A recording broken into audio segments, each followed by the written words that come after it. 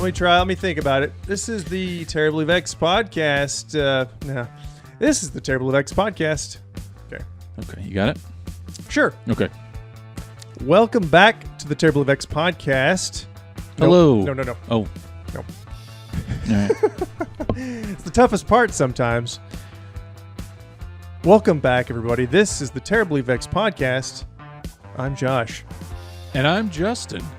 How are y'all doing? Great. Super. Fantastic. Can't get any response. That was... Let us know. Sound off in the comments how you're doing. Yeah, Right? we'd like to hear from you. Yeah.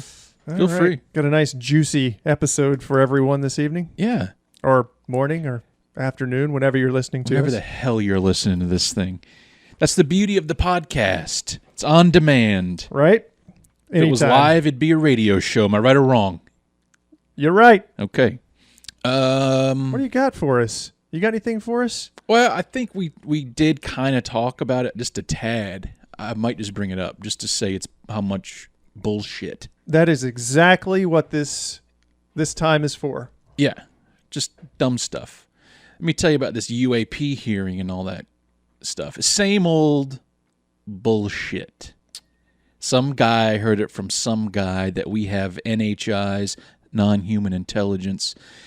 Who said it? Can't tell you. Fuck off then.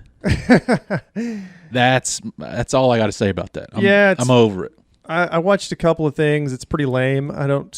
Why people seem to be so fascinated with this, I don't understand. I know. It's just getting old that there's no...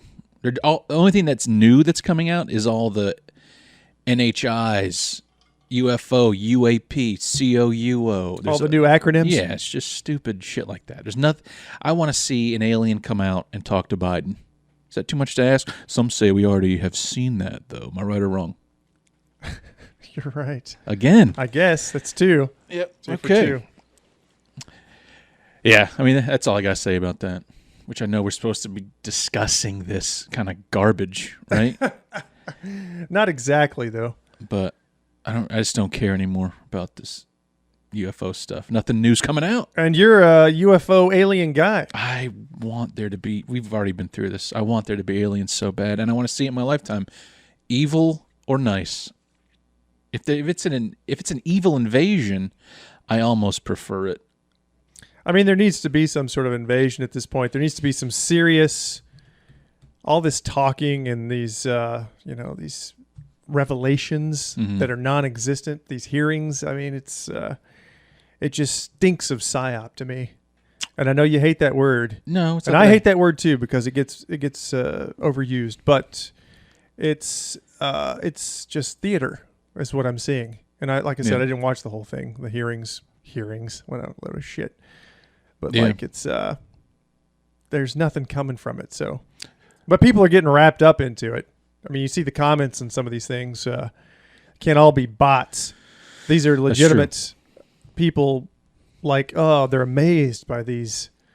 Like, just tell us. Just like, I know. Okay, yeah. I heard this theory, and I didn't bring it up earlier because I forgot all about it until I just read it. But what do you think about this? They are giving us the slow drip of information, so we get used to it, right? Right. So when the fake alien invasion takes place, all of us, all the people, Come together. will embrace a world government Yeah, I've heard that to theory. fight it. What do you think? Seems about plausible. that? You like it? Yeah, it seems plausible. You see lots of things working, and happening in other countries all over the world at the same time already. Yeah. So it makes sense that there would be something like this to bring us all together. Now we would have a common enemy Yeah. or whatever. Mm-hmm. It would divert our attention away from You think that would work, though? the pillaging and the plundering that's actually taking place in the Right. real world. Right. I mean, would a world government work? I think it's already working. You think so? Yeah, I think it's already, as I've said before in previous It's already- episodes, it's kind of already here. It's already going. Yeah, it's already here. The idea that it's just sort of off in the future and you still have a chance. Yeah. Nah, I think those days are over. So they're fucking with us all the time. So something like this is certainly Something's afoot. Yeah, Okay. something's amiss. Okay. And I don't see why something like this couldn't be. As much as they're pushing it right now, yeah. Yeah. But is it what it, these hearings are a waste of time. There's I never agree. any, nothing ever comes from them. And it's not just this one. You go back to the church committee is the midnight 1970s, Yeah. which was to investigate the intelligence agencies and stuff. They're like, yeah, what are these guys doing? And gals. Yeah. Come on. They were doing stuff too. Right. But nothing ever came of it. They were supposed to sort of put some restrictions on them and things like that. That didn't happen. You think even if they said they did, do you think they really did? You know what I mean? The restrictions, quote restrictions. Yeah, I mean, they I don't just did even- it just for show. I don't even know. Maybe that stuff was all just for theatrics anyway. Yeah. Like this. I Right. mean, you hear hearings where they have what's Hillary Clinton has, testified at hearings and stuff like that. Nothing Yeah. ever happens to any of these people. Right. Right. What was that recent one she testified at? I don't remember. It had to do Yeah. with what was going on over in that embassy over there. When they're pretty sure that they just, sold them out. It was a CIA guy or something got killed over there. I'm not sure. He was supposed to be an ambassador, I guess, but he was probably worked for some sort of intelligence agency or something like that. But I mean, you know me. I don't keep up with human news all that much. actual current events. Yeah. But his point is that, the hearings are just, there's no, it's a production, There's so many people talking about and you'll see oh, they're going to call them before the blah, blah, blah hearing or whatever the committee. It doesn't mean anything. Nothing's coming of it. I know. It's not a trial. They're not going to trial and they're not No. going to get indicted for anything. Yeah. It's not a subpoena. They don't even have to tell the truth. I mean, they might say, they know, Yeah. it's you get them for perjury or something like that. Maybe, supposedly. Nobody's ever been caught for perjury either because it's not a courtroom. Right. You're just talking Right. to some asshole You know, who's part of the scam. the whistleblower, you mean? Whoever it is asking the questions. Part of the Oh, committee or I the gotcha. board who's standing over you asking you the questions. Yeah.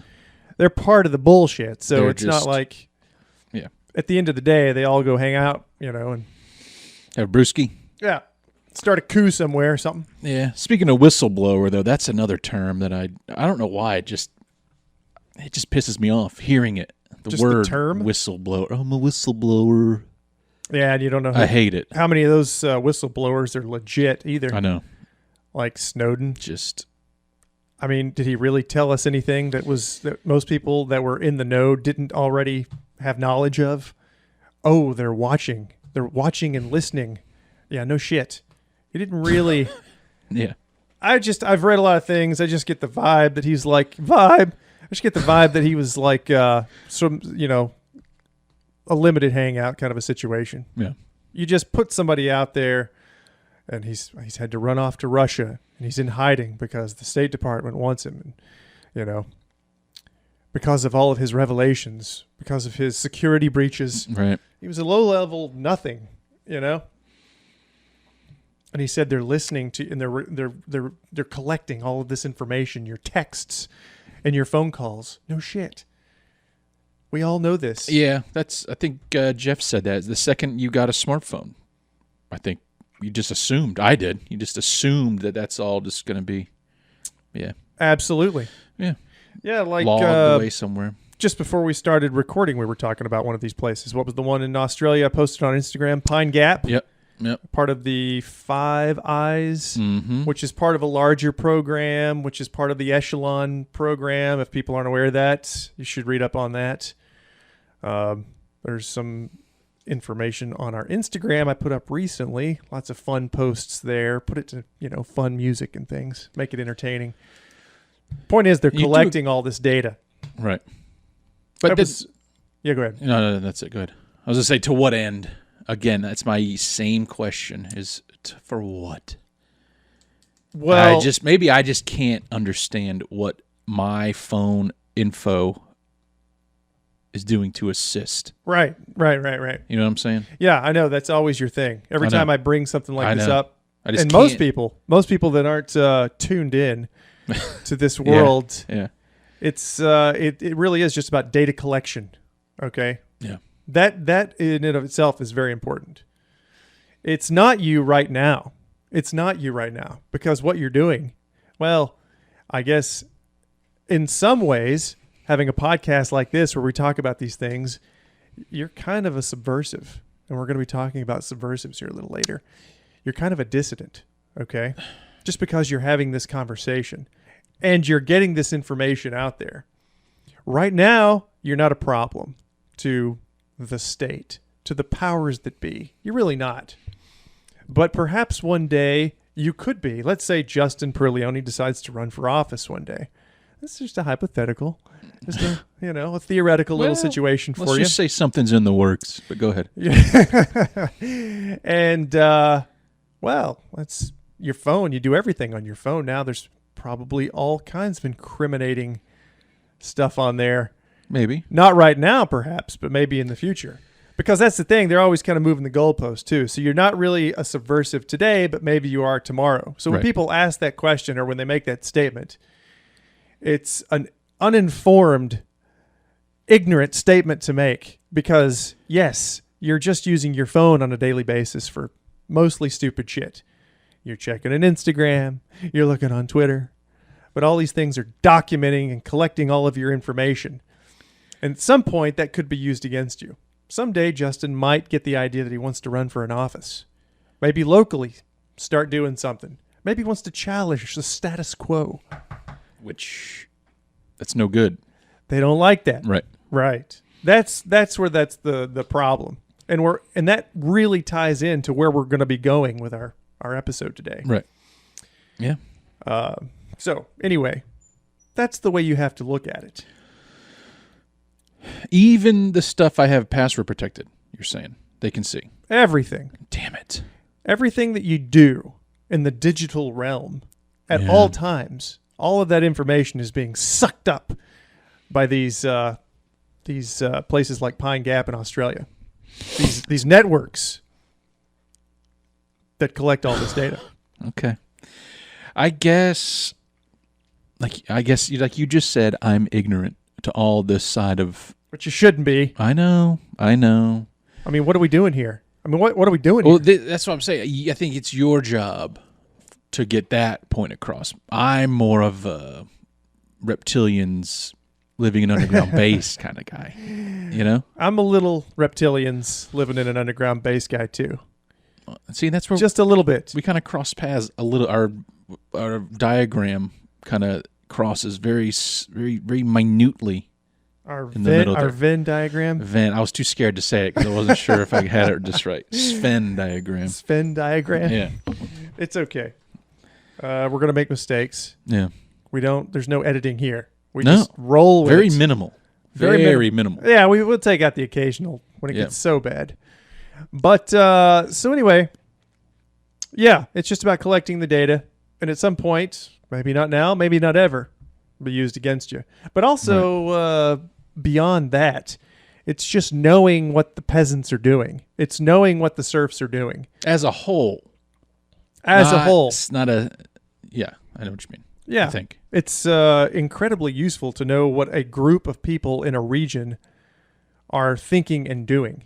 That's incredibly useful information to governments and the intelligence community and corporations and the banking industry.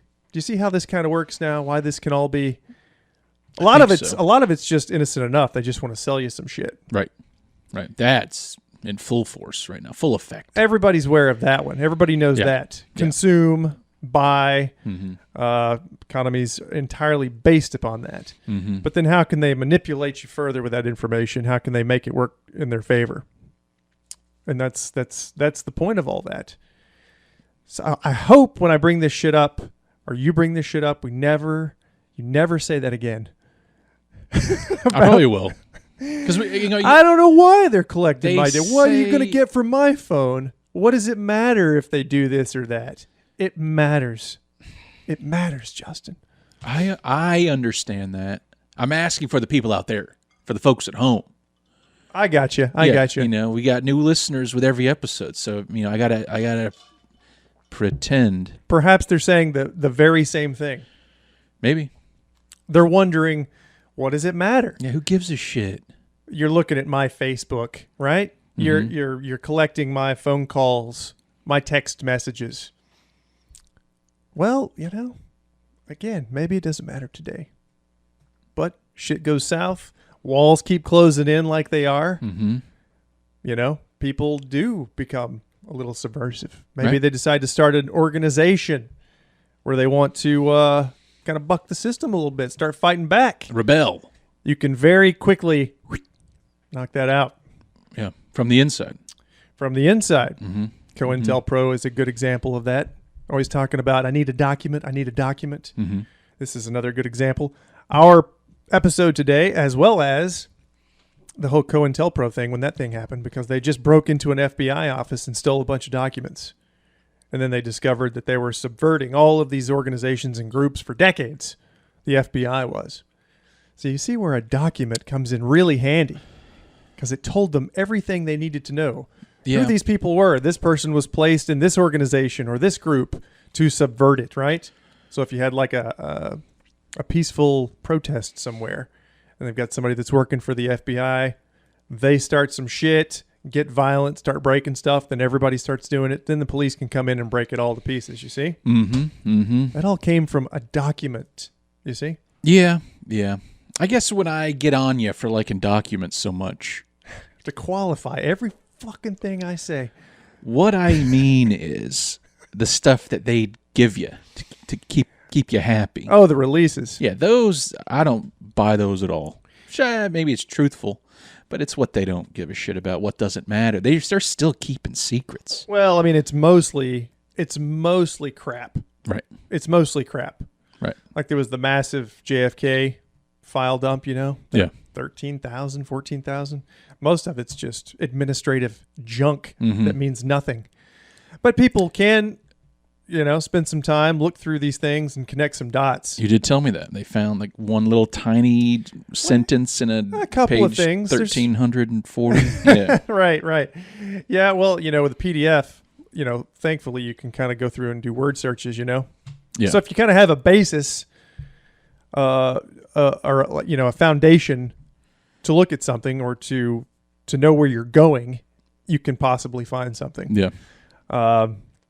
People did make some connections with certain things that had kind of already been known, but it's good to it just helps, kind of complete the image of what you may have already had some information on or kind of know about. So that's always a good thing. Right. But we're going to see in our episode today, when we get to it, Operation Condor, that the documents were very important in piecing together the whole picture, well, at least a good portion of it, of what happened in South America during Operation Condor. Yeah. Those documents were pretty, I guess the term fucked up would be a good, good way to describe it. Horrifying. A lot of them, too. The mountain. See those pictures of them sitting on it? It's insane. It looks like stuff was just thrown in there. Yeah. Like they were kept in various places. I don't know if they sort of just were collected there and thrown into that, That police station, is that what you're talking about? Yeah. We'll get to it later. Yeah, we'll get to it later. Yeah. But right now we're just getting through the bullshit. Did you, was something I was going to ask you about. And this is a good time because it doesn't really have anything to do with what we're talking about later. So I was talking before we started recording the ASCH Conformity Test or the ASCH Conformity Experiments. Yep. Had you ever heard of that before? Nope. I hadn't either. So this past week, stumbled across something, and I posted a video of it. Some of the old test footage from looked like the 1970s, maybe early 1980s. It's a very simple test. While we're here doing the old Dirty 30, I thought I'd bring it up and share this information with people just so they know what it is. I like it. First, I'm going to start with the textbook definition from Wikipedia, which, by the way, probably heavily controlled by the CIA. No. It's a good place to start, though. It's like your Chat GPT. It's a good place to start to see what it comes up with. Right. Which, by the way, told you I used that this week and recently on some of the notes just to kind of gauge, probe, Yeah. see what it would say about Operation Condor. Mm-hmm. And I kind of felt a little like, I don't know, it's only trying to do as good as the information that's been provided to it, I guess. Yeah. But there was some bias in there for something that's supposed to be, because there, certain things, information that's come to light over the years should have been included in these bullet points and fun facts. I kept getting my last knowledge update was September 2021, so unfortunately I can't give you any newer information. Yeah, some of those I got the same. I got the same one, but I will just say that like Wikipedia, definitely you can start there just to see what it provides you. But I'm already seeing some bias. The information is limited. You're going to have to go back to books again. Those darn things. And they've been like, with Operation Condor, I pulled from probably 4 to 5 books over the course of, the past 3 decades. So, individuals reporting boots on the ground kind of a situation in South America when stuff like this was going on. I guess that information is just not there yet. But it was useful. We're going to, I was able to pull some basic stuff that works for the podcast format today from it. So, yeah. But going back to the ASCH conformity experiments, it's just a good representation, a good basic, simple, concise experiment, a little test that's used in psychology that was directed by Solomon Asch, studying if and how individuals yielded to or defied a majority group and the effect of such influences on beliefs and opinions. So the simple test is basically this. You can watch these videos on YouTube. They get like 5 or 6 people in there. Most of the people, except for 4 or 5 of them, are all part of the experiment. They know what's going on. And they're supposed to agree with one another. So the whole point of this is to prove how quickly people will join the group, right? They don't want to be left out of the herd. And it's a fascinating thing to watch because you've got the one person that's part of this little experiment. They're in there thinking they're doing something else, that there's another purpose to this experiment. The person conducting the test will hold up a board or whatever, and on this board with this, it's got lines, 3 or 4 lines, and they're numbered. And they're supposed to basically just match the line, the length of the line. There's this line that's this length, and you go 1, 2, or 3, right? So then they get everybody, they're doing the correct line. Then they change, and everybody starts doing the wrong line on purpose. So the one person that's not part of this, that doesn't know what's going on, just to conform, they prove that practically every time the person is like, and you can see it in the video, the old film footage, they're watching, they're like confused, but because they question their own, what they see with their eyes, which is clear as day. You can see that this line is not as long as this line, but everybody's saying it. They decide to go with it anyway. Yeah. They don't want to be the odd man out. They don't want to be the odd man out. So the point of this, as I've been telling people and sharing this information, is it's good ammo for you. Keep this shit locked and loaded when one of these sons of bitches is trying to get you to wave a flag or put on a mask. Yeah. Or, this particular war or this whatever. Tell them to fuck off. Fuck them.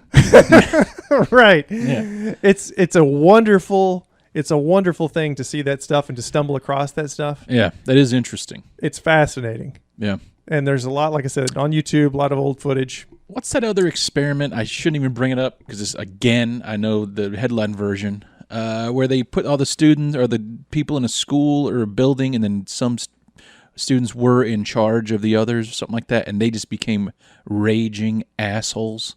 They went like psycho because they were in charge, and mentally that got that group kicked into gear over this other group.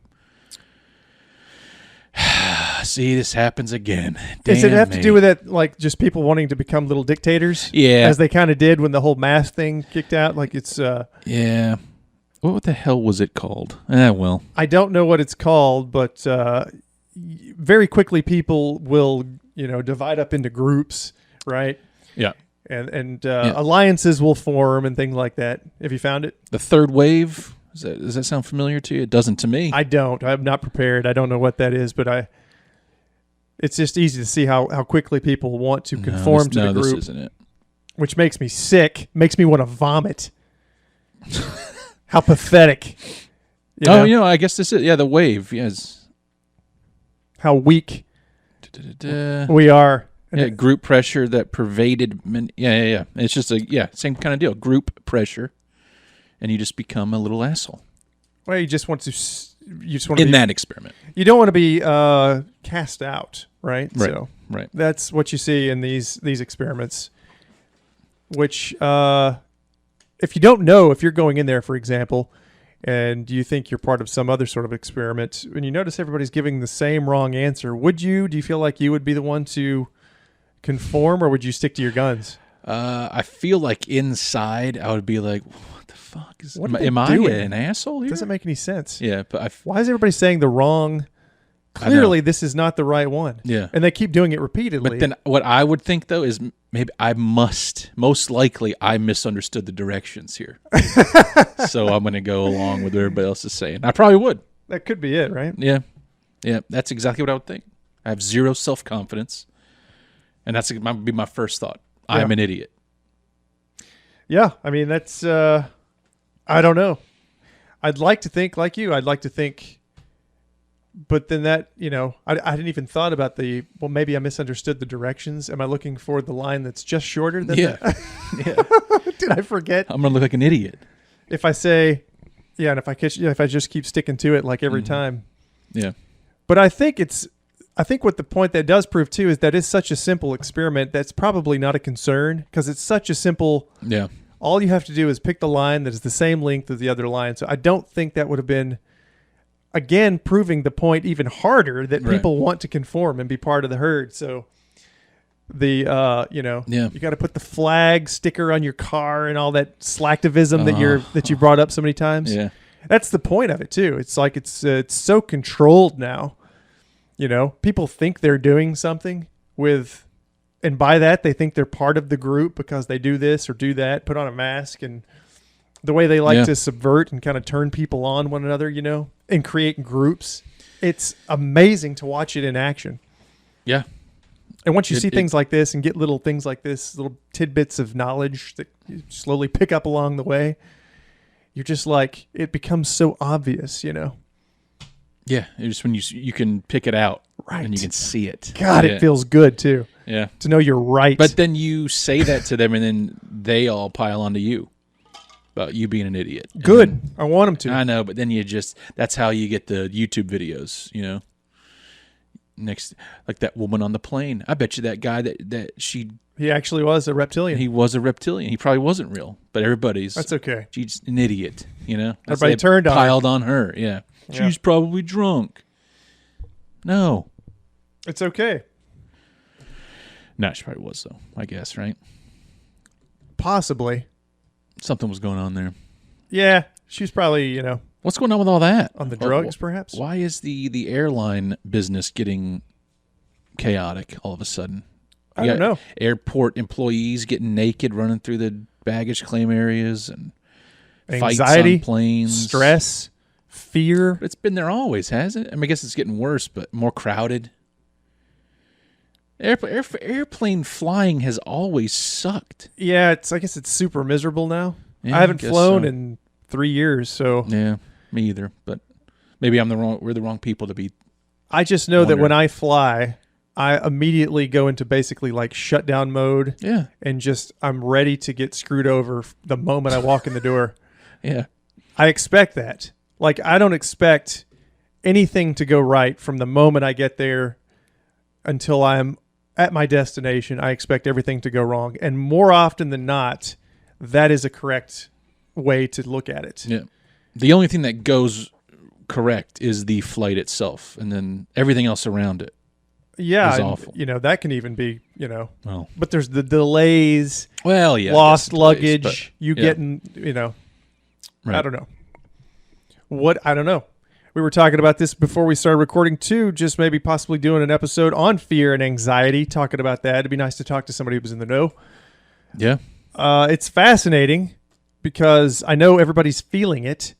And maybe in those situations where you're herded through lines, and just people, crack. They just lose their shit. And yeah, I guess maybe there's more cameras now.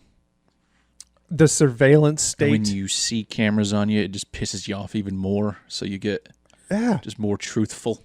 I'm seeing stuff constantly in regards to that surveillance state stuff. That's really just, it's making me anxious. It's making me mad. Right, like the one that I posted on our Instagram, which was the hand scanner at Whole Foods. Mm-hmm. Did you see that one with the? I saw that. Yeah. That was the useful idiot.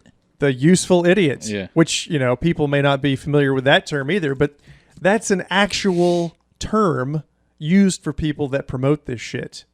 Because you can assume that this, in the age that we live in now, social media, using like the TikToks and all that bullshit, they use the influencers. Influencers are not a new thing. They've been using these idiots for years and years and years, decades and decades and decades. It goes all the way back to Edward Bernays, probably goes all the way back to Rome and the beginning of time. You use celebrities or people now in what would be like people just going to the Whole Foods, like a normal video, like a husband and wife couple, a family. And they think, by God, what a wonderful idea this is. Now we've got our Amazon account connected to Whole Foods, and all I got to do is put my hand on this scanner. Yeah. It's made life so easy, right? Same with the cashless society, right? Right. They're saying not cashless. The wording is always, you have to watch the wording too. Cash free. You're free, Justin. You're free. You're not shackled anymore to cash. Yeah. It's brilliant, right? But the that video has been kind of popping around quite a bit. I was going to give that definition too, just because I think it's fascinating that actually exists. Yeah. The useful idiot term. In political jargon, a useful idiot is a term currently used to reference a person perceived as propagandizing for a cause, particularly a bad cause, originating from a devious, ruthless source, without fully comprehending the cause's goals, and who is cynically being used by the cause's leaders. The term was often used during the Cold War to describe non-communists. Communist gets thrown around all over the place. Don't worry about that. We're going to see it a lot here today. Regarded as susceptible to communist propaganda and manipulation. So the point is they'll use these fucking idiots like this dummy in this video. And then in extreme examples, in years past, decades past, when operations have taken place, after they've used this useful idiot, they eliminate the useful idiot with all the other subversives, right? So they get rounded up and thrown out of the plane. I was just going to say that. Atlantic Ocean too, right? Yeah. So that's just an important little point there. Mm-hmm. Anyway. Tied up. Drugged. Yeah. That's the important part here. Tied up first, then throw down a plane. Throwed? Tossed. Yeah, there we go. Chucked. Let go. Yeah. Rolled out of. Oof, it's rough. With some weights. Yeah. Well. So you got anything else you want to talk about? No. I mean, nothing of any substance. Nah. I mean, you sent me that thing of your boy, Graham Hancock, getting banned from wherever the hell he was getting banned from. I hate to admit this right now because you looked at me like you don't know what you're talking about. That was just a podcast he did, right? I don't know. This is what I don't want to admit to you right now, live. Banned. I just looked at it in the text. I didn't actually click on it. Oh, okay. You didn't actually watch it. No. It's not about him getting banned. Oh, it's just the general thing. That was the topic. The Netflix stuff. It had nothing to do with. He's not actually been banned from anything. Oh, okay. I'll edit that part out. But you're talking. Did you watch any of the actual interview with him? None. He was fired up, man. Yeah. He was fired up. Like defending himself, fired up? Yeah, just talking about everything. Just talking about everything. He was just in a fired up kind of mood. Okay, all right. He was rocking and rolling, man. I guess I can go back and watch it. I thought you liked him because you've talked about enjoying his podcast with Joe Rogan. Yeah, I mean, it is very interesting. But I'm nowhere near the level of fanboy that you are for him. Nah. You've hugged the man. We've embraced. Yeah, I've never... Yeah. He's a good guy. Yep. I bet he is. I'm not saying he's not. I just thought there'd be something to that, so I jotted it down here to discuss. But right. was hoping you'd go with it, but he didn't really get banned from anything. No, that wasn't. You don't just want to read. That was probably a title used to suck people in to actually watch the episode. It almost worked on me. I didn't fall for it. I just assumed they were having a talk with him, which is what happened. Which is what it was. Okay. Well, it was just a little chat. Just a little chat. And it's a good one, too. It was like 3 hours or something almost. Yeah. I sent that to you a week ago. I assumed you probably. No. Well, next time, huh? Next time, it's definitely, I won't bring it up on here again unless I have watched it. You need to vet some of your information. God damn, do I really? Wait, before you get here, before we get to this point. Especially like in just conversation, like with Nathan. I brought up whatever the hell I brought up, and what the hell did I bring up? I don't even remember now. Doesn't matter. Yeah, it doesn't matter. Nothing matters. It's just I know the headline versions of a lot of shit. I want you to start digging deeper. We all want you to start digging deeper. I know. Don't we, everyone? I want to. But it's just, sometimes it's just so hard. I understand. Well, I don't think I have anything else. So, would you like to call it on the old Dirty 30 here, and we can start? I like it. All right. Dig it. So, anyway, today, you saw the title already. We're going to be talking about Operation Condor. And, if you're interested in the conspiracy world at all, you no doubt have heard of Operation Condor. Operation Condor, however, is not a conspiracy. It's not conspiracy theory. It's history. And it's just, we're going to be recounting some of that history today, doing the best that we can anyway. There's so much to this operation because it ran for several decades. And a lot of the dates and stuff that we're going to be looking at, they're probably somewhat dubious. We're just ballparking this thing. We do have some facts and information for you because it actually happened. If you were to tell people about this a few decades ago, they would say you're a nut. There's no way this could have possibly happened. That is true. But it is history. And as a wise person once stated so eloquently in regards to history, hey, that shit happened. All right, so take a little break and come back and do absolutely OpCon. That's what I've been calling it. It's good. All right, we'll see you in a little bit.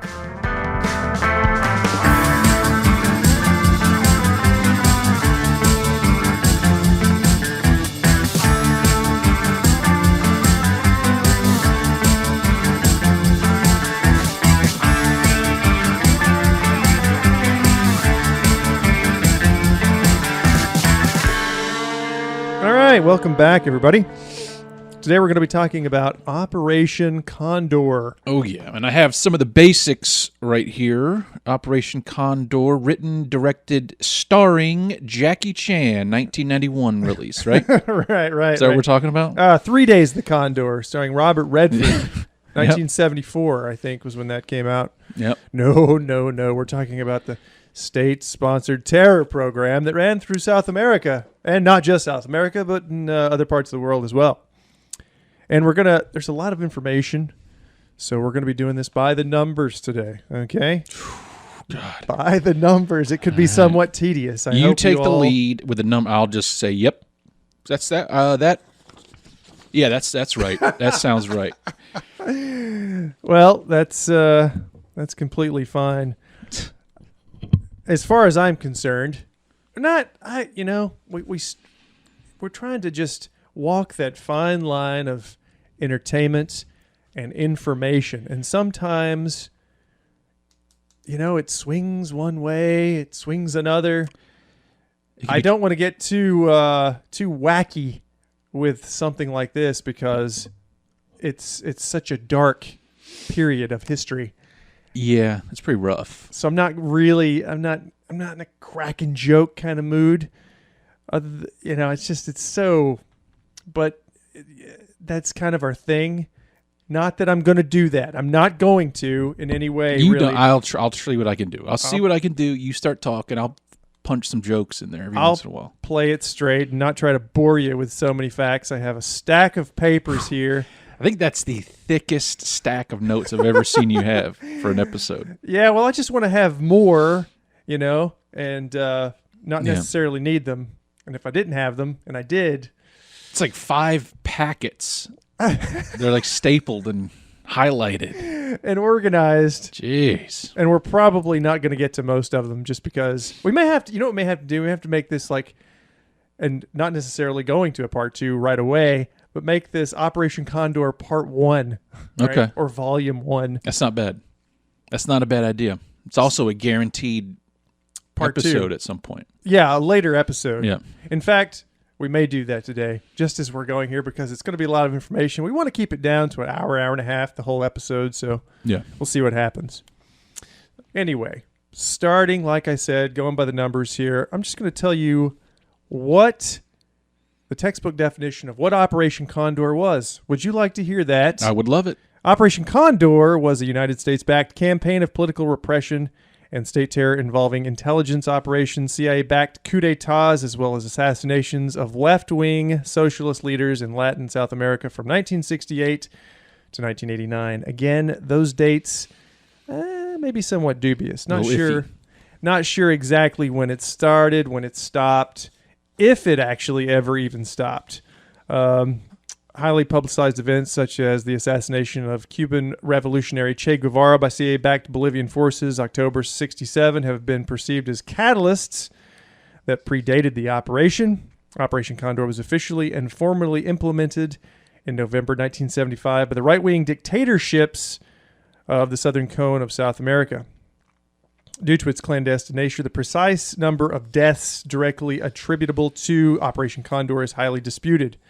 Again, we're talking about numbers and figures today. We don't exactly know how many. We've just got a basic kind of an idea. Some estimates are that at least 60,000 deaths can be attributed to Condor, with up to 30,000 of these in Argentina. The Archives of Terror list, which we sort of briefly mentioned earlier, talking about documents, files, how these come into play, how they are useful in being able to find things out. The Archives of Terror list, about 50,000 killed, 30,000 disappeared. We can assume that also means killed as well. Mm-hmm. And about 400,000 people were in prison. 400,000 people imprisoned. I'd also like to just very quickly go back to the left-wing socialist leaders. The terminology, subversives, dissidents. If you just don't toe the party line, anybody can be labeled a dissident. Right? Mm-hmm. So when they say that, or communist influence, I think that was another big one you would see, oftentimes attributed to Operation Condor, is the communist influence. It's moving throughout South America. That's not really the case. Time has passed. You can really just sort of see that these people were professors in colleges. They were activists in some cases, doctors, people that just spoke out. Can I throw in a fun fact before you continue? And this is kind of a fun fact. Okay. You familiar with the actor Pedro Pascal? The name rings a bell. He's the Mandalorian guy. I got you. His parents, they were on the run from all this going on. They were political dissidents down there. Oh, really? Yep. So that's what they fled to America with him, and now we have the Mandalorian. Wow. So that's just interesting. Somebody has firsthand experience, and look at him now succeeding against all odds. Right. Just, I don't know, something to think about. That's all I got there. I'll listen to that on the Smartless podcast if you're interested. Oh, you picked that up somewhere on another podcast. It's a little known podcast that is not big and huge and massive at all. Like this one. Right. Right. Right. They'll get there. Yeah, so just like we will. I'm hoping one day. I'm in talks right now with HBO to get a documentary series like Nice. Smartless Scott. So that's exciting. we'll do some live shows. It'll be good, just as entertaining. I'm sorry to interrupt your flow. You had a good flow going. Did I? Yeah. Now I assumed you were taking it over, and I was going to look for something else to say. Oh, damn it all. I mean, I can give you. You already gave. See, most of my notes here. You already got. Yeah, the countries involved. How many dead? Right. We're going to get to all that. Okay. All right. So yeah. Additionally, well, forget it. I'm not going to read the rest of that. Done. That whole thing is done. I mentioned the Archives of Terror, though. Right. So the Archives of Terror being was a collection of documents chronicling some of the illicit activities undertaken, again, textbook definition. So we're all on the same page here, right? By Paraguayan dictator Alfredo Stroessner. I'm going to be butchering some names today. Secret police force. The documents have since been used in attempts to prosecute Chilean dictator Augusto Pinochet and in several human rights cases in Argentina and Chile. Collection of files proved the existence of Operation Condor. There it is. Proved the existence of Operation Condor. These files, these documents were found. And they were able to confirm that this was actually taking place. A CIA clandestine campaign of state terror and political repression in countries throughout Latin America, Latin and South America. The documents were originally found on December 22nd, 1992. So you can imagine for all this time, none of these things were known. By a lawyer. Can I interrupt there for a second? Sure. If you're interested in watching them discover it, in that documentary I watched, Investigating Operation Condor on Amazon, you can watch them load it all into the truck, find this room. Okay. This was like a real time. Yeah. They were documenting while they were there. Yeah. The Dr. Martin Almada and the judge Jose Agustin Fernandez, those two guys that found it, they are a big part of that documentary. It is very interesting. In a police station in Lambaré, yeah. a suburb of a Paraguayan capital, Asunción. Fascinating. Yeah. So you got a whole room, and if you go online too, you can Google image or whatever the images of this room. And like you said, there wasn't a filing cabinet to be found. They're just thrown in there, chucked in there haphazardly, yeah, and just piles and piles. And so they've spent decades now going through all these files, and that's what was bringing about some of these. And I'm not entirely sure if they were able to successfully indict any of these dictators, because even the dictators. It's kind of an important point. It's like the useful idiots. Even dictators, when we install them, like with a CIA-run coup d'etat, they're kind of like useful idiots themselves. Yeah, they're working with you now, and you've been installed into power, but at some point, there's no guarantee that the winds aren't going to shift and they're going to come after you. And of course, at that point, they don't give a shit. If it's 3 decades later, most of those guys are dead anyway. Yeah. But, they take it because they're getting put into power now, in the here and now. So it's just kind of interesting to see how the dictators in all these countries are used. Pieces in the game, Right. So anyway, it's... very important find of documents there, and that sort of gives you like a base, a foundation of what Operation Condor was. Real quick, just going to talk about the dictators and the countries that were involved. Okay, so this wasn't like just happening in one country, like your Bolivia or whatever, right? Argentina. This was happening all throughout South America. They were working together. A lot of the intelligence infrastructure, a lot of the communication infrastructure was all provided by the CIA. I guess that would have been their main role in Operation Condor, I guess, would have been that primarily.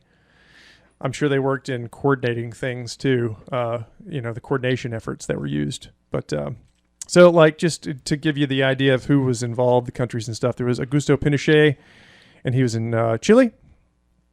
Pinochet was the military dictator of Chile from 73 to 90, coming to power through a coup that overthrew the democratically elected socialist president Salvador Allende. Pinochet's regime was one of the key players in Operation Condor, played a significant role in coordinating actions with other military dictatorships. He's a big one. He's number one when they look at this stuff. He's the big boy. Another one was Alfredo Stroessner, assuming I'm not saying his name correctly. He was in Paraguay, ruled Paraguay from 54 to 89. These people were in place for a long time, making him one of the longest-serving dictators in South American history. Jorge Rafael, do you have the names as well on your own list? Yep. Jorge Rafael Videla. Thank you for taking that. He was the military dictator of Argentina, right? From 76 to 81. Yep. Short-lived reign. Just a few years. Yeah. I'm sure they put somebody else in, though, that was sympathetic to the cause. Rafael Trujillo. He was in the Dominican Republic here. We're outside of South America. It's in Southern Cone, South America. It wasn't entirely there, although not directly involved in the Southern Cone countries. Trujillo's regime in the Dominican Republic had a history of collaboration with intelligence agencies from some of the countries participating in Condor. This collaboration served to share information and at times to aid in the capture and rendition of political dissidents. So that's an important note before we just move on real quick. Not all of this was taking place. This isn't a Terribly Vexed exclusive or anything. This wasn't just taking place in South America, which you'll see later. It was also, I think from what I've read in some of the documents, it was supposed to be like a phase 3, which was going to take place in France and Portugal. I don't know if you saw anything like that. I did not see any of that. Yeah. And of course, the bombing that we'll get to later that took place in D.C., that happened in the U.S., so Operation Condor was active in the U.S. That's the craziest part of it to me, is that it happened there in Washington, D.C., of all places. Like, it's there. No less. Yeah, no less. Right. So that's important to know that did it ever end, this type of operation? Probably not. And was it just active in one place, even though it's been attributed mostly to South America? No, negative. That's not. It's going all over the place. And you think about it, you've got Malcolm X getting assassinated in the 60s. You've got, RFK. You've got JFK. You've got Martin Luther King. You've got all these other dissidents, right? Right. Just like the people in South America being taken out. So they don't really care what office you hold. Okay, so like clearly no office too high. Right. Operation Condor comes to the U.S. Yep. It's all over the place. So that was Rafael Trujillo. Hugo Banzer. Can I just jump in here real quick? Yes. Coolest name ever? Hugo Banzer? That's an awesome name. It's pretty cool. I saw that. He's the dictator of Bolivia from 71 to 78. I found that name. In 1997 to 2001. I don't have that here. His regime was an active participant in Operation Condor, contributing to intelligence sharing and supporting joint operations against, quote, leftist movements and activists. I do have that. I have that part. Perfect. And then Brazil as well played a part in this. Do you have that one in your Emilio? How do you pronounce that last name? They're so... Medici? Medici? Is that Brazil? Uh-huh. That's according to my notes here. He's a dictator of Brazil from 69 to 74, and his government actively participated in Operation Condor, collaborating with other South American countries to track and eliminate political opponents. So you've got varying accounts of how many countries were involved, but you kind of get the basic idea. Chile, Paraguay, Argentina, the Dominican Republic, loosely involved somehow. Bolivia, big one. Brazil, and of course, some other possible countries that could have had some things happening in them, like France and Portugal, and obviously the U.S. So I have another key player. I don't know if you're going to get this to later, maybe, but yeah, go ahead. It's on my list. Henry Kissinger. Of course, he's a big boy.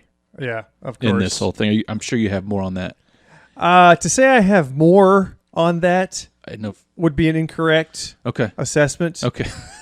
I didn't know if you didn't include him in the list of key players because you had more later on. Well, I was just sort of focusing on the people that were in those countries were the dictators. Okay. I mean, if people, once they go to our show notes and kind of look through some of perhaps the reading material that we pulled from, you're going to see Kissinger's name popping up all over the place. He was like the guy that approved this whole deal to start, right? And that was his no doubt, an upper guy in that process. Yeah, working in collaboration with, because the whole point of Operation Condor, they like to, say they were controlling or, subduing any sort of communist upheavals, any sort of, leftist movements. That's for the most part rubbish. It's nonsense. This basically was an operation to secure natural resources, business interests. Mm-hmm. You look at the broader scope here of what was happening, because what you're going to see in a lot of the books that have been published over the years, a lot of people the journalists and stuff that did research, you're going to see things like the Rockefeller Foundation, the Ford Foundation, and when there's a foundation, okay, a foundation in this instance, and probably most of them, they have a nefarious purpose when they're in a country.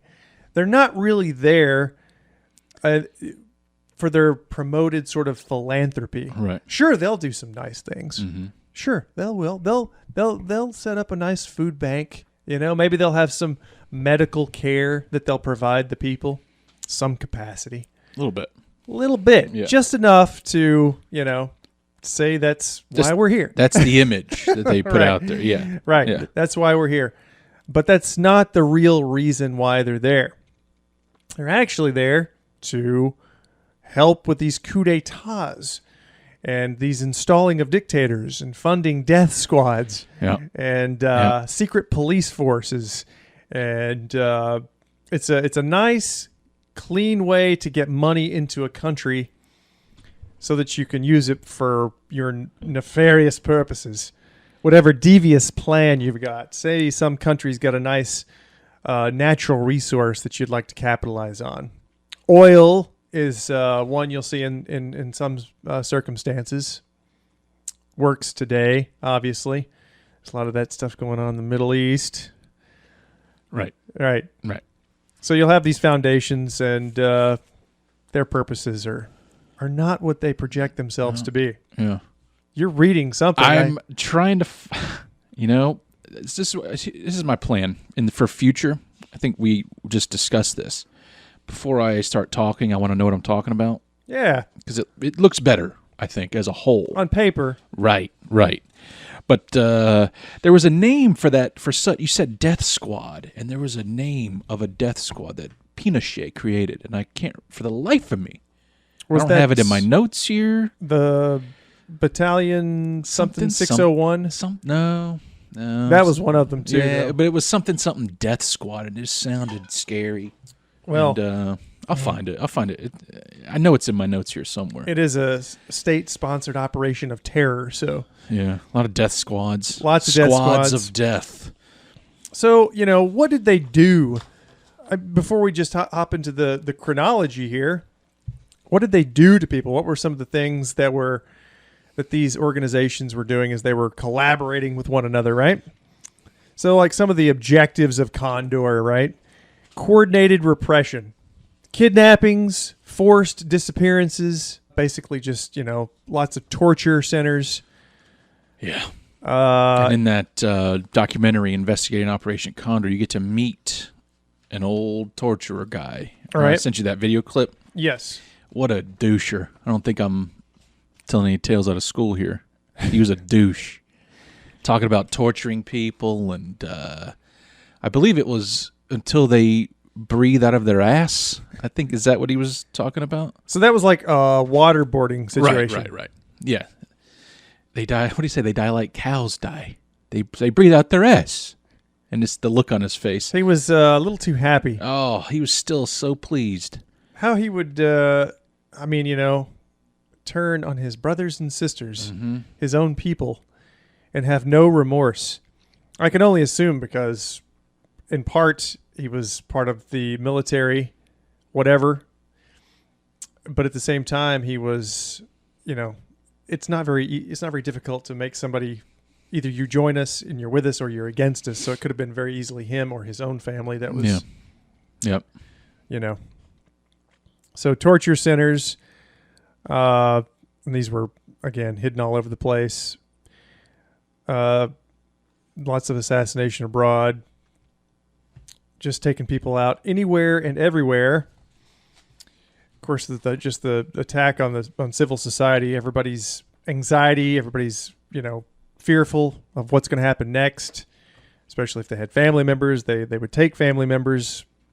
If you could question somebody, you could get their whole family, their friends, anybody that they were part of some sort of a group. Electric shock was, one of the torture methods. Waterboarding, lots of beating, sexual abuse, rape. Stress positions is an interesting one. Just, I guess that detainees were forced to maintain uncomfortable positions for prolonged periods, such as standing on tiptoes or crouching with arms extended. This caused extreme physical discomfort and muscle fatigue, obviously. Yeah, and then that documentary, again, going back to that, they walk you through one of the old buildings, which is now just like a police station. It's something, just a normal building, but back then it was used for all these torture rooms, and they said they could hear the screams of their family in the other room getting tortured, and they showed like a room that, it's like a foot wide. They just made this little section. You have to stand there. You can't sit down for hours, days. I think they had like mock executions. Yeah. So you can only imagine the amount of fear that would create. Mm-hmm. And I assume by mock executions, they're talking about like taking people out. You think you're about to be executed, and then they don't. Or they put you back in your cell. Yeah. Or whatever. But there was also like, solitary confinement for God knows how long. Yeah. And then just the numerous disappearances and stuff like that. Yeah. Which, I guess we could kind of talk about. One of the methods that they used were the death flights. I don't know if people have, if you're familiar with this at all. That's one of the more grotesque and terrifying things were the death flights. Yep. Oh, yeah. And I have an article here. And they were talking about how the United States sold Argentina military planes for that. So they were such God, I didn't know that. Yeah, and I'll put that in the links. But it's just crazy that you dumping bodies? We got these old planes here. They used to skydive out of them. They're wide open in there. They're made to throw people out. Yeah, it's crazy that it went to that level of like. Just for convenience. Here you go. Yeah, it was a quote that I came across in some of my reading, and it was, first we will kill all of these subversives, then we will kill their collaborators, then their sympathizers, then those who remain indifferent, and finally we will kill the timid. This is attributed possibly to either one of the dictators or just one of the people that was, Now, the timid, what does that mean? If you're not really into the cause, if you're just you're sort of into it, but you're a little shy about you're just, perhaps you know somebody that was just involved in some capacity. Okay. Yeah, so the death flights, I assume they used probably helicopters too, but for the most part, and when you're talking about the death flights, from what you read, did you see, I saw that they would drug people. Mm-hmm. So that was one method of getting people to semi-cooperate. Yeah, to the point where they could barely move. They were drugged. They were drugged, and I'd read also that they were telling them that, okay, we've had you in captivity for however long, we're going to set you free. Yeah, and but we have to vaccinate you to go to this other country where you can start a new life or whatever. We've gotten everything that we're going to get from you. So they would drug them, and this is how they would get them to, I guess, essentially cooperate. So they would shoot them up with some sort of a drug. They would essentially knock the person out. And then they would either fly them over rivers, over the rainforest, into the mountains, out over the Atlantic, and then they would just start throwing people out of the planes. And that was that. That was the basic gist of the death flight. I mean, it's hard to fathom that this happened. This is hard to... Yeah. Again, Archives of Terror never discovered. Nobody would believe that this actually happened. Yeah. Yeah, and I heard some of them were weights. They had weights attached to them.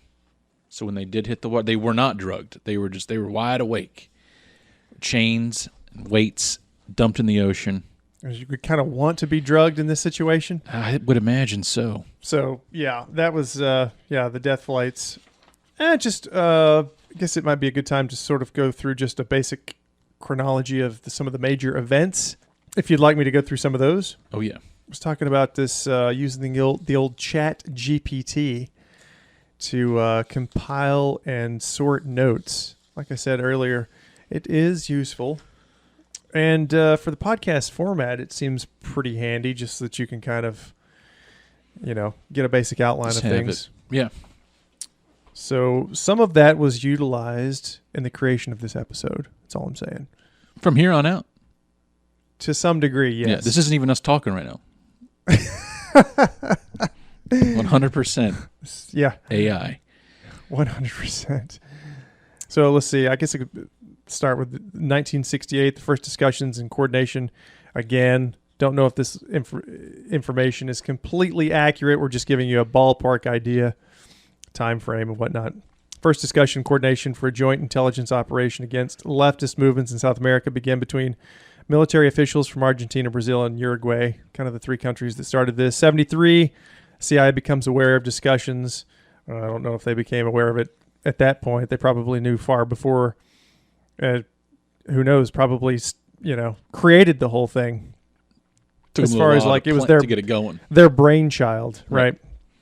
The CIA becomes aware of discussions among South American military leaders about coordinating efforts to eliminate left-wing opposition. The United States supported anti-communist efforts during the Cold War and provided approval to the Operation Condor countries. So how do we approve coordination efforts and these operations? We've already got a problem here. It is odd, isn't it? We have no, like I said, these people, right? Yeah. It's always them. They have a good long game. So there's, can't just look at these things in like the short term. They never do, right? Let's see, September 11th. Oh, September 11th of 73. Mm-hmm. Then we see that again. Isn't that odd? U.S.-backed military coup in Chile overthrows President Salvador Allende, leading to the installation of Augusto Pinochet as the dictator. Well, these guys are working for us. They're on the payroll. They're given power, given money. 74, formal agreements are signed between Argentina, Chile, and Uruguay to coordinate intelligence sharing and joint operations against left-wing groups. Paraguay and Bolivia later joined the operation. I've got an interesting little tidbit about Bolivia that we'll get to here in a little while. 75, the bodies of 2 Uruguayan legislators who opposed the military regime are found in Buenos Aires, Argentina, highlighting the cross-border nature of the repression. So we're starting to take people out, people that are of importance, not just people that are in activist groups or whatever, somebody that's going to a protest or whatever. 75, 76, several high-profile assassinations occur, targeting political opponents and dissidents across South America. These include Orlando Letelier, I'm going to say his name wrong, a former Chilean diplomat, and Ronnie Moffat. That's the one that happened in the United States, happened in D.C. And going on further to 76, Operation Condor's most active phase begins. The dictatorships in Argentina, Brazil, and Chile intensify their efforts to track down and eliminate political dissidents, guerrillas, left-wing activists, often using torture, kidnappings, extrajudicial killings. It's lawless at this point, I guess. Essentially, from the very beginning, it was lawless, but they have free reign now. When you get the backing of the U.S. and the intelligence infrastructure, and they're providing you all kinds of technology to coordinate, and you've got Kissinger saying it's okay, and you've got like David Rockefeller traveling throughout the countries, telling the dictators who are supposed to be all powerful what to do and how to do it, then they're going to do anything to hold on to that power, and they're going to rock and roll. Yeah. March 24th, 76, a military coup in Argentina brings General Rafael Videla to power, marking a significant escalation in human rights abuses. 77, Amnesty International publishes a report denouncing the human rights violations committed by the military regimes in South America, drawing international attention to the atrocities. So some of it was starting to make the news to some degree, but they didn't know the full extent, I suppose. Right. You've got something to say. No. I'm waiting to jump in. And this just continues on, essentially, for years, all through the 70s and 80s. Bringing us up to the about 92, the discovery of the archives of terror in Paraguay reveals extensive documentation of Operation Condor's activities, providing evidence of the collaboration, which they weren't aware of up until that point. And then 2000, some legal cases and trials are initiated in some South American countries to hold perpetrators accountable for the human rights abuses committed during Operation Condor. So I don't think anything has ever come of that.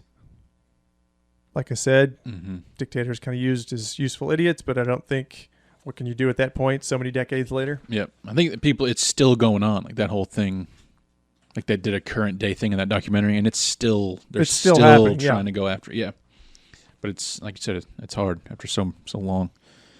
Now, let me ask you this. Minus the killing and the horrific atrocities, do you kind of feel like it is somewhat necessary for a country like us to maybe control who's in charge of our neighbors? Maybe you want, in a perfect world, you wouldn't need that, of course, but it's, this world is pretty fucking far from perfect. You know what I'm saying? Do you think, minus the killing, installing your own leaders in other countries that are connected to us? They're not really connected to us. What do you mean? The countries aren't really connected to us. Out in the open. Secretly, they are. No, I meant like land, like touching us. We're on the same strip. Our neighbors. I think you would make a great hardcore right-wing war hawk conservative. I am just saying, I see how it El Presidente yourself. I'm going to use this term again. You'd make a nice dictator. There are necessary evils in this world. It's unfortunate. Yes. It's very I'm not saying I agree with it. It's just how it is, I think. It does suck. And in a perfect world, we wouldn't need this. But do you think installing leaders in other countries... Leaders. That's a... Quote, leaders is a bad thing. Not the mass murder of people. Which is what this was. Yes. Which hundreds of thousands. I'm not standing by that at all. I'm just saying. There's kind of no way around it. I know. It just seems like it needs to be done sometimes. I mean, it's going to be. Yeah. It's not like it's not going to be. All right. For the purposes of today's discussion, I can probably think ways around doing that. Oh, okay. Well, okay. But I'm just throwing that point of view out there. But I want people to think about that. We're empire. It's the empire, Yeah. And it's people with power that have it. It gets out of hand quick. It can get out of hand quick, and of course they don't want to relinquish it. But I think a lot of things with Operation Condor, like I said, were money.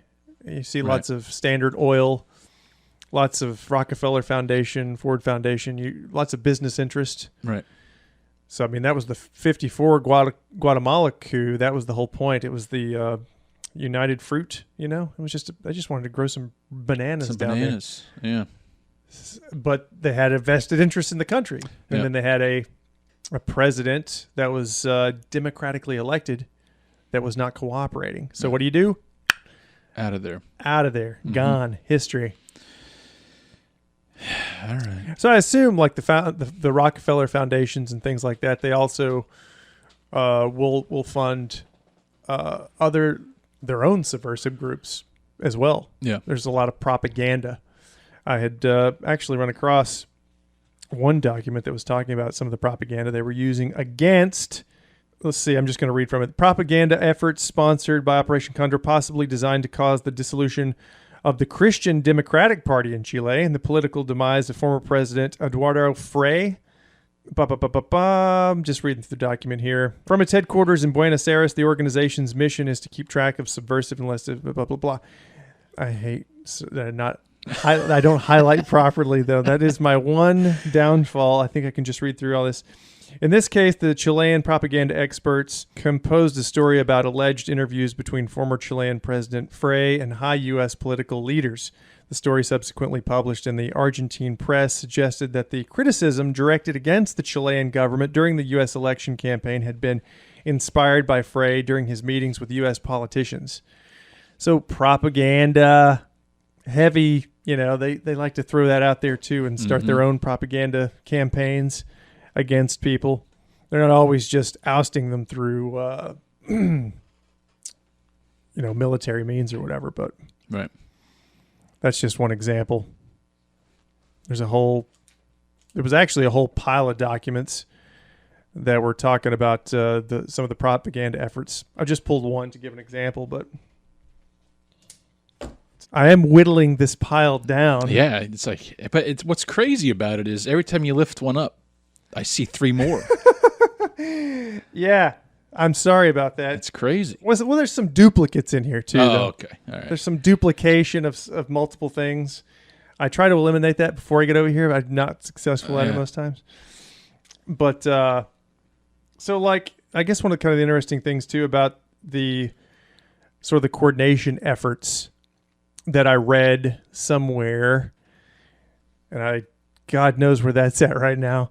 But it was, we were talking about the Promise software, which I kind of meant to mention this like in the first segment of the podcast, which was just talking about sort of completing the first volume of Whitney Webb's book, which is it's just a history of crime. It's basically tons and tons, like the past 100 years of just all the organized crime and of course Operation Condor plays a part in that. Yeah. Because of the Robert Maxwell connection to the Promise software, which I asked the Chat GPT if there was a connection between Robert Maxwell, Ghislaine Maxwell, Jeffrey Epstein, if you're not aware, that was her father. If there was a connection that it knew of between the Promise software being used in South America, if that was just a conspiracy theory, I guess. And it did not confirm it. But like you said, you get that message like 2021, and then you have to wonder what sort of information has been put into the darn thing to even give you what you got. So basically, it didn't confirm that, but she has written a lengthy article, and of course the book, One Nation Under Blackmail. I've just finished that first volume. I think the whole book's about 1,000 pages. I'm audiobooking it. But it's, like I said, just a history of crime, and his involvement, just very briefly, kind of goes outside of the realm of Operation Condor, but he was sort of brokering these deals for that Promise software, which was compromised software used by intelligence agencies like a backdoor, into, like, it was sold to Los Alamos and places like that, and it was sold to governments so they could track and collate information. Yeah. So in the Operation Condor capacity, I remember reading that this software, and I think you have one as well, that was also used on sort of the, was it not intelligence gathering, but the financial side of things? I can't remember what you said that company was. Yeah, communications and intelligence gathering. Yeah, it was Crypto AG. Crypto AG. Yeah, that was used extensively in Operation Condor. Yeah. So, the Promise thing is more of a conspiracy theory, but I think people have essentially confirmed, as much as he was selling that shit and getting it all over the world. And so what it's interesting to note about the Promise software is it wasn't just the CIA that had a backdoor in. It was also Israel. It was Mossad. So you've got the Mossad also collaborating against these people in South America as well. With Crypto AG, it was Germany in the United States. So you got all these. So you got everybody working against who knows who, really. Yeah. Yeah. There's, just good evidence to suggest that all of these people were involved now. And again, it's taken many decades. This is why it's so hard to come to any sort of like conclusion to something that's happening right now in the current. It takes years before you know what the hell's going on. Yeah. But anyway, the Promise software, I assume, and I may be incorrect in this assumption, would have been used to collect names, addresses, family members, organizations they're involved with. Basically everything Facebook does now that people just hand over. Yeah, I was just going to bring that up. Yeah, nefariously.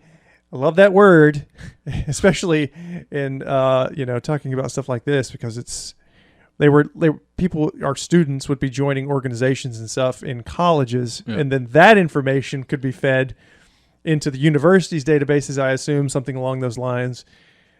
If they had Promise, or if they were already working with the intelligence sort of infrastructure there, finding these people, then they could use that information to very quickly get all their family, all their friends, all that stuff. And then, of course, it was very easy to go and get these people. You see how coordinated and perfect it was. Yeah. So that was the Promise software. But do you have any other information on what'd you call it again? It was the Crypto AG, and that was a Swedish-made company that would make all this encryption software and machines and whatnot. The German Federal Intelligence Service and the CIA secretly purchased the company.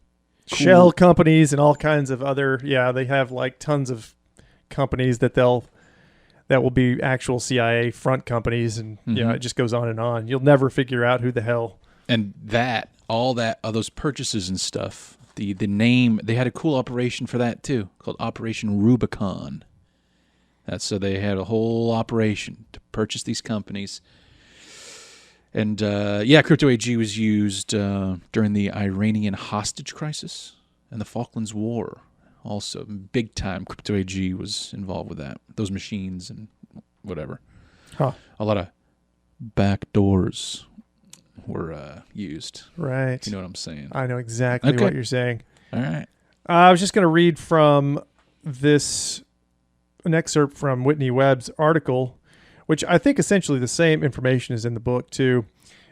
Just real quick. In Latin America, for instance, Maxwell sold Promise to military dictatorships in Chile and Argentina, which were used to facilitate the mass murder, blah, blah, blah. The characterized Operation Condor, as the friends and families of dissidents and so-called subversives were easily identified using Promise. Once again, confirming, I think, through a lot of her research and others before her.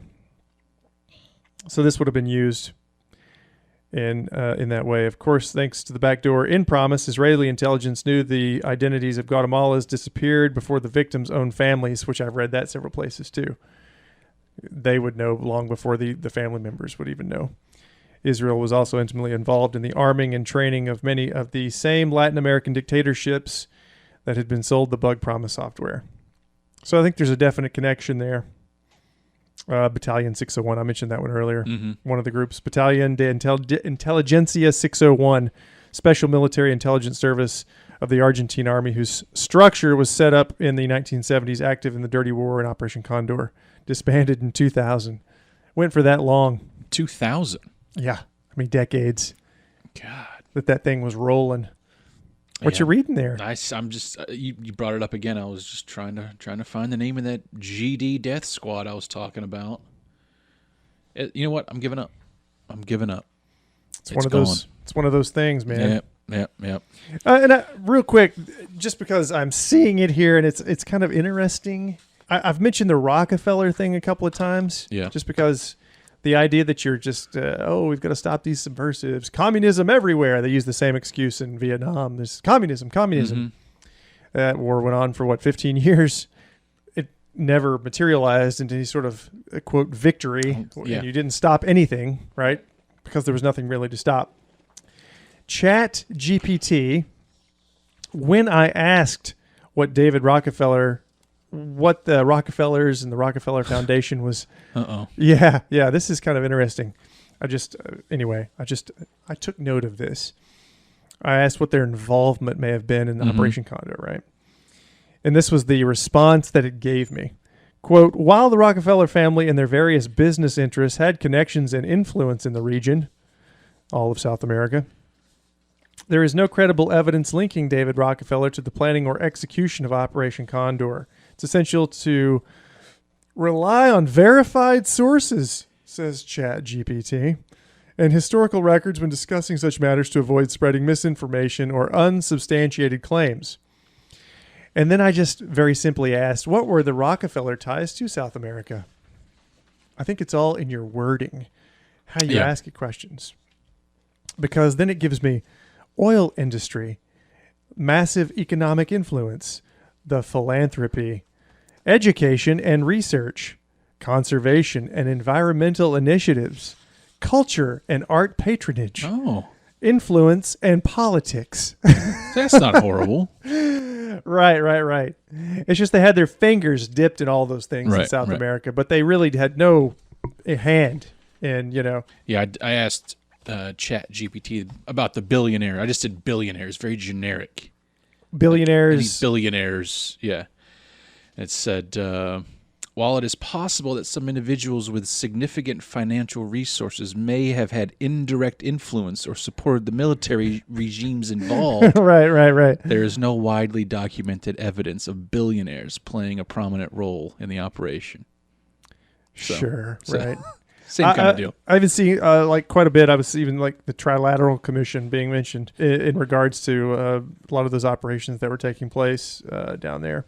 So, like David, this is one of the excerpts from one of the things that I may have mentioned earlier, which is kind of interesting. It's just talking about the Rockefellers. David Rockefeller became the chairman of the new commission, which I think he kind of started in the first place, which openly sought to create a new world order controlled by multinational corporations. We're already there.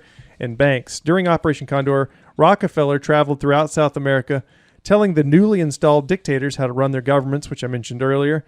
The effects of his visit south of the border were crystallized in Chile, where in 1976 the military regime under Pinochet ignored international condemnation and the congressional cutoff of American aid due to its terrorist activities, right?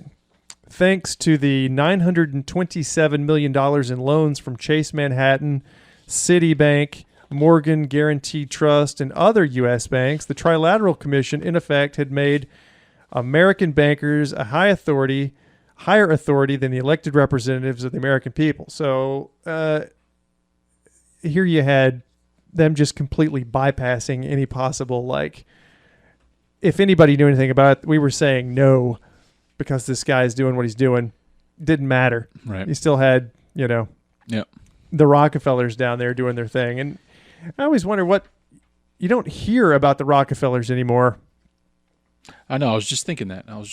It's like the mysterious Rothschilds family, Mm-hmm. Are they so far behind the scenes now that do they still have that kind of power? Yeah. I mean, power, time, 60 years on, 50 years on, things shift. I mean, maybe they spent all the money. Right. I'm sure they're That's still possible, involved right? in some capacity. But another, and it's a good enough time as any to talk about that Bolivia, that little tidbit, that little piece of trivia. Okay. If you don't care. I just thought it was interesting that I kept seeing in my readings, Klaus Barbie pop up. Are you familiar with the name Klaus Barbie? No, you mentioned it earlier, and that was it. The Butcher of Lyon. He was responsible for 4,342 murders, 7,591 deportations to death camps during his 2-year posting in the French city. This was World War II. After the war, the U.S. intelligence placed him in a safe house, provided him with sanitized identity, and granted him a generous stipend of $1,700 a month. In 1983, the Justice Department belatedly admitted that U.S. intelligence officials had arranged for Barbie's escape to Bolivia. So he's in Bolivia.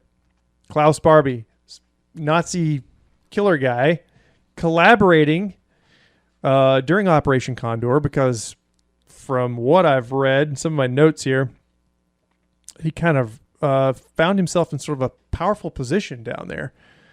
I don't know why. I don't know how. He ran some sort of a secret army, and essentially, not to make a long story short, but he was utilized during Operation Condor. So you had the CIA working with the Nazi Klaus Barbie during Operation Condor. It's kind of right up his alley. It is, but it's like, wow, they don't really care. No. I mean, I guess because he had found himself in such a position of power, perhaps we even put him up there. I mean, this kind of goes back to Operation Paperclip. We're bringing all these guys over. Most people know about like NASA and Werner von Braun and stuff like that. But like, there was a lot more of these guys that were put up in universities and places over here, and they were given sanitized identities and things like that. Yeah. But also, everybody knows about Argentina, all of the ones that escaped to Argentina. I mean, who the hell knows how many of them escaped to South America? Yeah. Really? Seen that picture that went around a couple years ago? It was Hitler with his girlfriend down there, supposedly. No. I'm not saying it was real, but it was a big thing for a while there. The dude looked just like Hitler, and he's just old man, just hugging his girlfriend. I mean, that is a conspiracy unto itself. all we're relying upon is what it would have been the Russians that supposedly stumbled upon him after he had committed suicide with Eva Braun there. Yep. I mean, do we really know if that actually happened, or if he? I mean, not at all. Lots of other guys escaped, so I don't know. That would be a whole other episode, I guess. But Klaus Barbie, you got a Nazi being utilized during Operation Condor. Yeah. Well, look at me. I've gone through all my notes. Wow. I mean, there's more in there, but save that for part 2. There's bound to be a part 2. All right. We'll call this part 1. This is the official story behind Operation Condor, but I want to say that you found something else. I found what I believe to be is the true story behind this.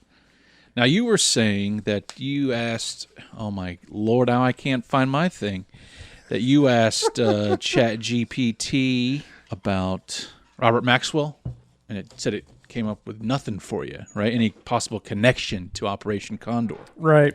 Well, the Promise software. Yep. Let me just say, I typed something in here, and I'm going to just go ahead and just see if you can guess what I typed in to get this answer. While the official purpose of Operation Condor was to eliminate left-wing and communist opposition to the regimes, there have been persistent rumors about a deeper, more sinister purpose behind the campaign, Josh. Oh, really? Some researchers have suggested that the operation was connected to the presence of unidentified flying objects and extraterrestrial visitation. Really? I can go a little bit deeper on that. Please. According to some accounts, the South American dictatorships were aware of the presence of UFOs in their airspace and had established secret agreements with the extraterrestrial beings. These agreements allegedly gave dictatorships access to the advanced technologies and knowledge in exchange for allowing the extraterrestrials to carry out experiments on human subjects. So that's why all these people were taken? Perhaps. Maybe they weren't thrown out of planes after all. Some researchers have also suggested... Do we have any names of these researchers that have... No need. Unnecessary information. They're researchers, though. They're smart folk. Extraneous. Yeah, some researchers have also... that Operation Condor was part of a larger plan to suppress any information about the extraterrestrial presence on Earth and to eliminate any individuals or groups who might pose a threat to the secrecy of the project. This would explain the extreme brutality and violence of the campaign, which targeted not only left-wing activists, but also intellectuals, journalists, and artists. All right, all makes sense now. Mm-hmm. I feel like a piece of shit for even bringing this up. That's why I was quiet for a lot of your bullshit you were talking about. Last thing, in addition, there have been a number of cases of alleged alien abduction and experimentation in South America. Now, we all saw that documentary, right? James Fox documentary? Yep. Which suggests that there may be some truth to the rumors of secret agreements with extraterrestrial beings. Okay. So I'm just saying your thing, ChatGPT, didn't want to help you with mine. ChatGPT actually gave you that. Uh-huh. However, it is important to approach these claims with a healthy dose of skepticism. I think I will. Okay, then. I think I absolutely will. See, and this is why you'll never get anywhere. Okay. All right. But yeah, I just thought that was funny. That it would even provide that as a possible... Like a lot. And then I started typing this in the other day because I couldn't find it. I know I sent you this in the email, but I was just trying to get it to reproduce it because I couldn't find where I put it. And then I just remembered I sent you this, but it wouldn't pump that out again. That was the first attempt. It gave it to me. I couldn't find it in the previous chat log that I had with it. All right. And then I tried to get the response again. Nothing.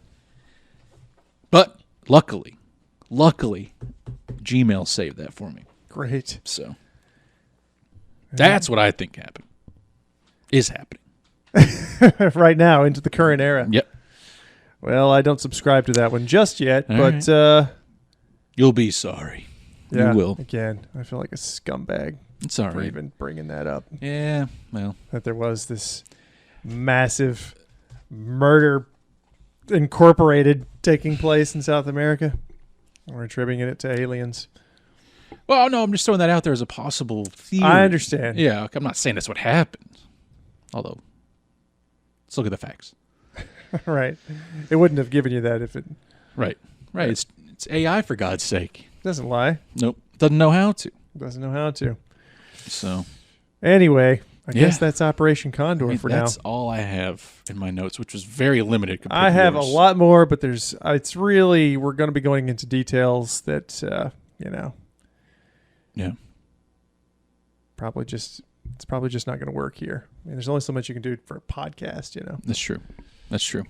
We're providing some information. You can take this information and go and Do what you will with it. dig further. Right. Dig deeper. That is what I think you need to do after every one of our episodes. Look into it for yourself. That'd be your tagline. Yeah. Check yourself Yeah. before you wreck yourself. So if you'd like to, I guess we go ahead and call it quits, huh? Yeah. Let's do a little wrap up here. Sure. Let's wrap it up. The Terribly Vexed Podcast on Instagram. Always post some fun stuff there. yeah. You were very good at that. I try to keep it rolling. You do. Current. And, yeah, we've been getting some traction lately. And feedback. Yeah. Send us an email, terriblyvexedpodcast@gmail.com. Mm-hmm. You can also go to terriblyvexed.com, send us a message there, and get access to the Instagram feed and every episode. Right on there. Right on there. YouTube, Terribly Vexed Podcast. And recently, nothing is posted. And yet somehow there's 5 followers. Terribly Vexed Podcast on TikTok. We have a TikTok? Started it the other night. So, great. but nothing's posted. And Twitter, but I still, X, but I don't do anything there. It seems like TikTok would be the most popular social media to... It's a lot of video, though. We don't really do video. Yeah, but I mean, it can post video. I do tons of video Yeah. on Instagram, but... We could do a live one right now, me and you. Look into we'll do a selfie video. I think nobody wants to see that. Yeah. All right. Yeah, I think that's it. Yeah, I guess that's the end of Operation Condor. We'll Yep. call it part 1. We may revisit this sometime at a future date. I like it. Thank you all for joining us. Until next time. See you. Bye.